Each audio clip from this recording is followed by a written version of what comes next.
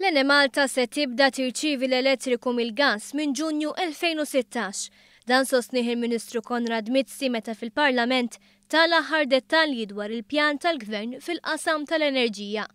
Fost oħrajn tkellem dwar il-ftehim strateġiku ma' Shanghai Electric li jġib miegħu investiment ta' 320 miljun euro. Investiment li huwa wieħed mill-elementi ewlenin fid-tiġdid tal-Korporazzjoni Ene Malta. F'konferenza tal-aħbarijiet wara li tkellem fil-Parlament, il-Ministru Mizzi wieġeb għal mistoqsijiet tal-ġurnalisti u spjega x'wassal għad-dewmien fil-pjan tal-Gvern. Nippreferi li ikolli timeline li hija tieħu aktar fit-tul imma li tkun responsabbli. Ir-recommendation tiegħi kienet li we slow down on electrogas, nużaw il-contractual holds permissibbli mal-electrogas biex nassiguraw li żewġ proġetti jaħdmu flimkien.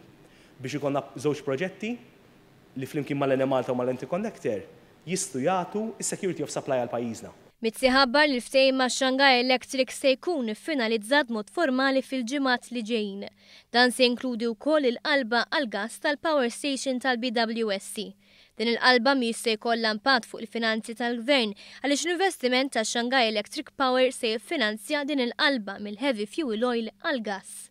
Nemnu li apparti li l-BWSC tinqaleb għall-gass, apparti l-injezzjoni f'pajjiżna, apparti l-investiment barrani li ġej u l-opportunitajiet ġodda, dan huwa major milestone għal pajjiż għax huwa l-akbar investiment barrani ma aħjar minn hekk huwa win-win għaż-żewġ naħat. Għal pajjiżna se jfisser li l-Ene Malta se tiġi sostenibbli in the short term li hija xi ħaġa importanti ħafna.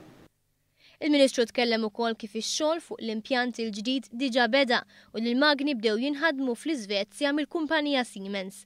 Il-Ministru Mizzi fisser ukoll kif dan id-dewmien fil-qalba tal-gass mhuwiex se jkollu impatt fuq it-tariffi tad-dawl u l-ilma għaliex l-Ene Malta għandha ftehim fiss għal 5 snin u l-pjan li tfassal ma' Shanghai Electric Power ukoll li jieħu f'kunsiderazzjoni dawn it-tariffi il-ġodda.